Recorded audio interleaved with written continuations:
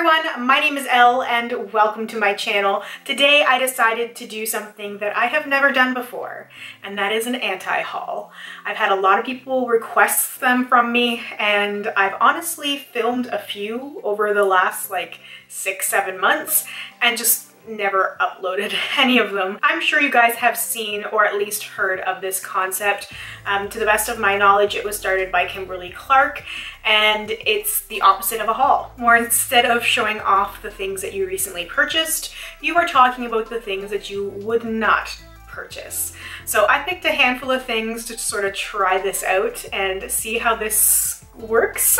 And so if you guys like this concept, if you like this, make sure to thumbs this video up and leave me a comment so I know if I should do more of them. I'm really just testing the waters here and I wanted to do this for fun. So I feel like every anti-haul I've ever watched, there's always been a little disclaimer at the beginning, just so everybody knows that this is opinion based. You might very well want to purchase or already have purchased something that I'm talking about not buying, and that's totally okay. We all have different needs and wants, and I just wanted to share my thoughts on a few upcoming releases as well as a few things that are already available. Okay, so the first thing I wanted to touch on was the Morphe Jaclyn Hill palette. Now, I don't actually know if this is going to be restocked or not at this point. I know it sold out really quickly when it was first launched, and I was one of those people who was on the Morphe website and I held my space in that internet queue, which was ridiculous. You were waiting in line online to get a spot to make the purchase, and it was when I looked at the final numbers in the checkout and I really thought about it that I went, this is not worth it to me. Now, I have a little bit of a different perspective because I'm Canadian, and we get the short end of the stick most of the time. And a lot of the times the shipping cost plus thinking about duties and any other fees I'm going to have at the other end, like once I receive the package, it turns me off greatly from making a purchase. And what I was looking at with this Morphe Jaclyn Hill palette was somewhere around $100 Canadian once everything was said and done. Once you factored in about 20 something dollars US for shipping, the cost of the palette, and then inevitable duties and fees, because I've been hit with a lot of fees recently, and you don't just get hit with any taxes, so like GST or HST here. You also have to then pay a $10 processing fee on top of that, so it can end up being quite a bit of money. I've had to pay $20, $30 in those fees before, you know, total once you add in that extra $10. So it's quite a bit of money, and for that palette, I wasn't gonna do it. Now, I'm a big Jaclyn Hill supporter. I'm a very vocal online person supporting Jaclyn Hill. I'm just a huge fan of hers. I think she's wonderful, and I would have probably bought this palette just to support her if it was easier for me to get a hold of. But once I really broke down the palette, I sort of eased my FOMO a little bit because there's really nothing very unique about any of the shades. Chances are, if you've heard of Jaclyn Hill and Morphe, you have eyeshadows to dupe most, if not all, of that palette. It's not anything special. The formula might be good, for all I know. I've never actually tried Morphe eyeshadows. I would definitely be willing to try them. I like to be well-rounded in my makeup experience. I like to try everything, and I like to be able to form a real opinion about something. I feel like you could say the quality of the eyeshadows are crap, but if you've never used them, you can't really say for sure. That's why I don't want to comment much on quality or perceived quality. I've seen mixed reviews. Some people really loved using it and are still using it constantly, and some people did not like it. So you don't know what you're getting into. And plus, the whole hype building up to the palette did turn me off a little bit. The fact that it took so many years to do, and then they pushed the date, and then there was the whole cake gate thing where the cake picture was leaked and they said, oh no, it's not like the colors of the cake at all, but it was exactly the colors of the cake. I was still gonna buy it just because it was Jaclyn, and then I'm glad I didn't, because I really don't think I would have ended up using it that much. What I was really looking forward to more than anything was tutorials from Jaclyn. Those are some of my favorite videos to watch. I love when she does makeup tutorials, and she's used her palette like, what, twice? It's sort of sad. She wasn't even the first person to do a tutorial with her own palette. But I do like seeing the tutorials and the looks that other people have come up with, and then I can just create my own version with what I have. I have a lot of very warm reddish eyeshadows. I have a dupe for pretty much everything in the palette, and I know that there are dupe videos out there. There's a lot of very similar things. So if you missed out on that palette, whether you wanted it or not, or you're just interested in recreating some of the looks you might have seen, it's very, very easy to do so. Just, if you have some time, sit down with all of your makeup, bring up a picture of the Jaclyn Hill palette on your phone and start swatching things. Even bring up pictures of swatches, like find someone close to your skin tone who has swatched it, and if it's a video, take some screen caps, or just Google like Morphe Jaclyn Hill review, and you'll see a lot of people reviewed it, and there's a lot of blogs with swatches, so you can probably find someone very close to your skin tone, if not exactly the same as your skin tone, and look at their swatches on their arm and match, because I would almost guarantee you will have stuff that is somewhat similar. And if it doesn't necessarily look the same on your arm, it might apply the same on your lid. So it's worth playing around a little bit. But I think that's one palette that nobody has to worry about not purchasing, and plus everything's moving so quickly. There's new releases left, right, and center that if you missed something, people are going to move on from it in most cases. The only thing people seem to have not moved on from is modern renaissance, which might change with subculture, but who knows. It's just, things are constantly changing, so just don't worry about the FOMO. The next thing I wanted to talk about is the Kylie birthday collection. So I recently saw this pop up on Trendmood, and I was just completely bored by it. I don't have anything against Kylie herself or her company. I have a few products of hers that I really, really do like. I find the marketing genius and also so underhanded. Honestly, they're creating hype. They're just manufacturing the demand for the products, and hey, they figured out a formula that works for them. Good for them. They are making a fortune. Kylie and her team, whoever she's working with on this brand, they are making a fortune off of her collection, off of her brand, because they know how to do it. They will have a limited amount of product available, so things sell out very, very quickly, minutes. And then people want it even more, and the demand gets bigger and bigger. A few days later, they magically restock, and people buy. And then it sells out again, and then they restock again. And they usually do that a couple of times before, if it's something limited edition, that it's done. And I'm pretty sure this is the birthday collection celebrating Kylie's birthday, so it will be limited edition, but you know it's going to restock like 3 or 4 times. So knowing that, I'm already a little bit turned off. But looking at the eyeshadow palette, it's also got a blush and a highlighter in there. I have every single one of these shades. The hot pink looks really nice, and it's the thing that captures my attention. As soon as I looked at it, I'm like, that hot pink, yes. And I'm like, I have that. I have that pretty much exact same shade in the Kat Von D Me Vita Loca Remix palette. Push comes to shove, I'm pretty sure Love Letter from Anastasia would be relatively close. And then I have a hot pink in the Electric palette from Urban Decay. Like, I do have hot pinks, so I'm not gonna be fooled by that one bright pop of color. Everything else is neutral, neutral, neutral, neutral that would be in any other palette. It's pretty. I like the little heart detail. I think it's a mirror. It's just, it's very pretty cute. I like the whole packaging idea behind it, but the actual products itself just don't excite me. I don't feel like it's anything unique or different than what I already have, and I'm just looking for companies and brands to push boundaries, and I don't necessarily find that Kylie's been doing that anymore. I feel like there was a point where she was coming out with some pretty cool new products and she was pushing things out pretty quickly, and then with the vacation set that was released recently, the only thing I heard pretty good buzz about was the highlighters, and I know that there's more highlighters in this set too, but they're loose highlighters. That doesn't interest me at all. I think it might be really pretty and I'd probably like swatching it, but I can't imagine trying to apply a loose powder highlight to my face without getting it everywhere. Like, when I apply a highlighter, I generally want it contained to a certain area. I don't want it everywhere. It's why I don't just use loose glitter, because I know it would get everywhere. So it just does not interest me. And then the lip colors, there's little lip sets. There's 2 of them.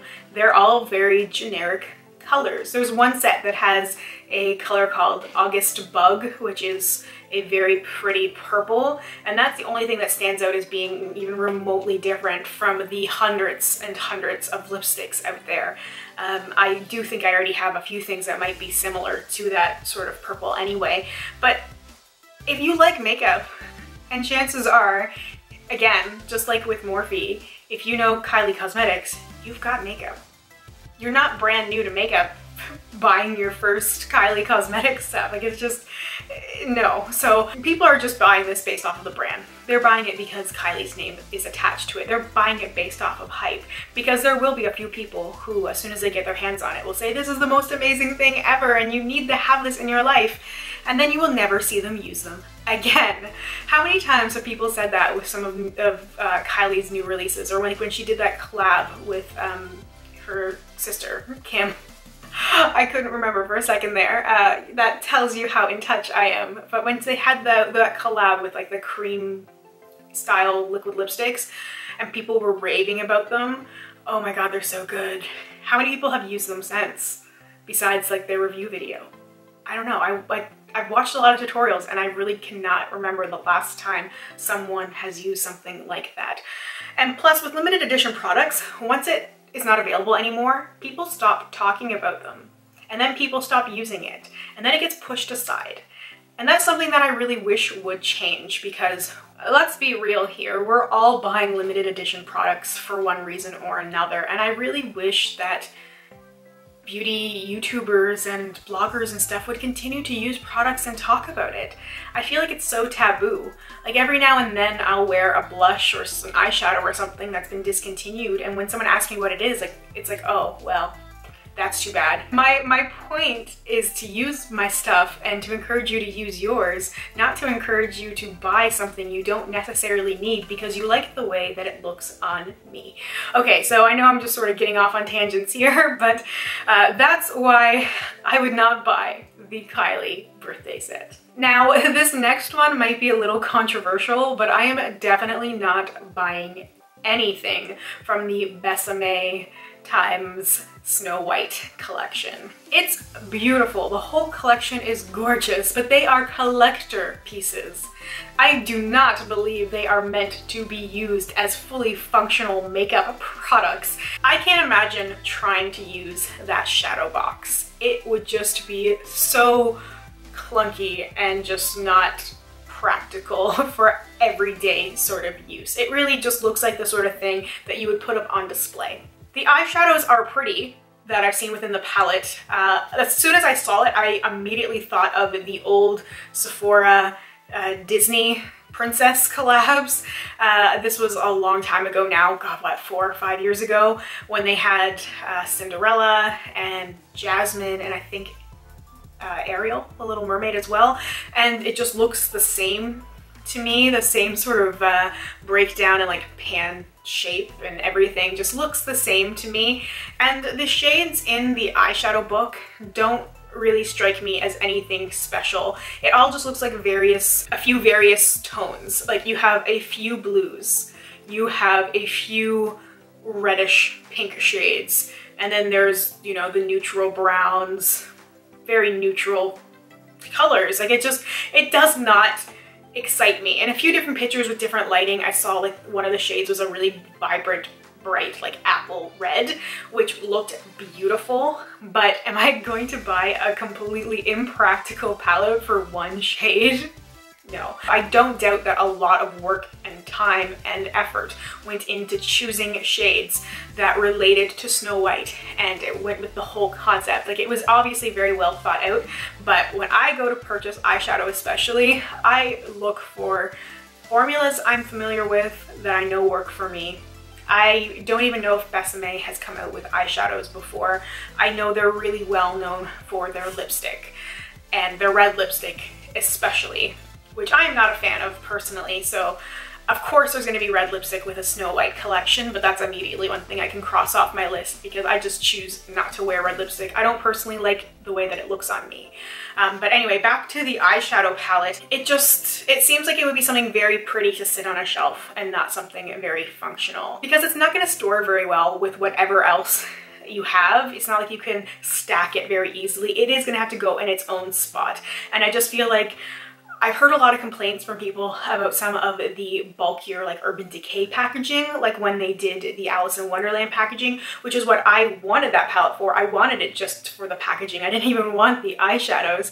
And people were complaining about how bulky it was and how oddly shaped it was and what a pain it was taking it out. And I feel like it's gonna be the same thing with this. Like, I really don't think people should buy that palette, that book, unless they're buying it to collect, to keep forever, and are not factoring the eyeshadow into the equation, because as far as I can tell, from my opinion, there's nothing special about those eyeshadows, and no one is going to know that you are wearing a Snow White themed eyeshadow on your eyelids. You could wear some of those exact same shades right now, and no one would be able to tell the difference. Here's another one that recently popped up on Trend Mood, and I've seen little sneak peeks of it over the last couple of weeks. And that's the Sephora and Moschino collab. And it's cute, but my God, does that ever look twee. Maybe I'm just not with it. I don't know much about that designer, but it just looks tacky. I'm sorry, it's a teddy bear. All these things are teddy bears. It's cute, but it looks like makeup for like a 10-year-old. It looks like makeup 101. I don't get it. I know there's a few things in there. There's a big eyeshadow palette. And oh God, I just can't. It almost hurts to look at because it's so freaking tacky. It's a gold teddy bear. This is the thing that I would have like cried over because I would have wanted it so badly when I was a kid. I would have like sat and played with it on my bed surrounded by all my stuffed animals. Like I had this Barbie when I was younger that had a skirt with little makeup pots put in it, and that's just what this sort of reminds me of, like just child play makeup. The palette itself, like, it's got pretty colors that are very on trend, but again, if you like makeup, you probably already have these things like golds and bronzes, a few reds, a lot of warm neutral shades, and then of course a few pops of like blue, which you probably already have as well. Like, there's nothing special. This is another for the packaging sort of collection. The eyeshadow palette, there's, okay, lip glosses that you wear on a chain. Like, how Bonnie Bell lip smacker is that? You wear a big tacky chain around your neck with a little teddy bear head and stick a lip gloss up there and carry around a lip gloss, and you can rotate them around. I just can't picture an adult wearing that seriously. That chain around their neck with the lip gloss. I can't. I can see maybe teenagers and, you know, if you styled it accordingly, but oh man, I don't get it. Maybe I am getting really old because I just don't get it. The brushes with the little bear heads, the compact in the shape of the bear, like, I just, really, this is an honest to goodness makeup collaboration. I have no words. I am at a loss for words because I just don't know the market for this, where it's going to obviously cost quite a bit of money. What are people going to do with this? What are they going to do? Are they going to carry it around with them and take it out? And I don't get the appeal. I just don't get the appeal. And the last thing I wanted to talk about is the new liquid highlighters from Anastasia. Pretty sure this is part of the new collection, which just launched on the ABH website and will be launching at other stores very soon with the Subculture palette and the new lipsticks. Liquid highlighters. I feel like Anastasia is a little bit behind with this stuff. I feel like there have been liquid highlighters out left, right, and center, and I am not purchasing any of these ones. I'm not going to be purchasing any liquid highlighters, honestly. They're very aspirational makeup products to me, and I almost want to do a whole video on aspirational makeup. But you know when you feel like you have a gap in your collection and you feel like you need all these other products that you might not necessarily like using, you might have used them a few times and it's not for you, but yet something new comes out and you're like, oh, well, this will be different, I'm gonna try this, and it just doesn't fit with your lifestyle or your makeup style. I'm not a cream makeup product person. I will use them every now and then, but in general, No, I just prefer powders and even creams in comparison to liquids when it comes to highlighters. I feel like I get the better payoff with a powder. I get that intensity. I'm not about the natural luminous glow from within thing. I can't pull that off. I am not a Glossier model. I am not one of those people that can pull off a no makeup look and look good doing it. I am completely average. I need to go big or no one is going to notice me. You know, I'm not one of those naturally good looking people. When you watch the Get Ready With Me's, I don't know if you guys have seen any of these Glossier Get Ready With Me's. A friend of mine called them lifestyle porn. It's exactly what they are, because they're just gorgeous model type people. They're not models, most of them are, who just wake up looking completely flawless and beautiful and just like pat on a little bit of makeup. And that's what I always feel like liquid highlighters are for most people. It's like, oh, I'll just dab on a little bit and I'm so luminous and glowing and I just don't need to wear makeup at all. And I'm just so envious of those people. That's not who I am. So I will not be buying those liquid glow highlighters. I will not be buying any of them. Not from ColourPop, not from Cover FX. I have a couple that I will be working through to have on occasion, because sometimes I like mixing them with a foundation or something like that, but I need to stop buying makeup for the face that I wish I had instead of the face that I actually do have. Alright, so that is everything I have to say. This was a lot of fun to do. I was very scared, but I had a lot of fun talking about all these things, and I tried to put a semi-positive spin on it because I am doing my darndest to be a more positive person and not dwell on negativity, and it's incredibly difficult, but I thought that this would be a very fun thing to do and just to share some of my thoughts on some stuff that I don't normally talk about. So anyway, make sure to let me know what you thought about this, and if you have any thoughts on any of the products or brands that I've talked about, make sure to mention it in the comments as well, and maybe we can start a discussion there. I would love to do that.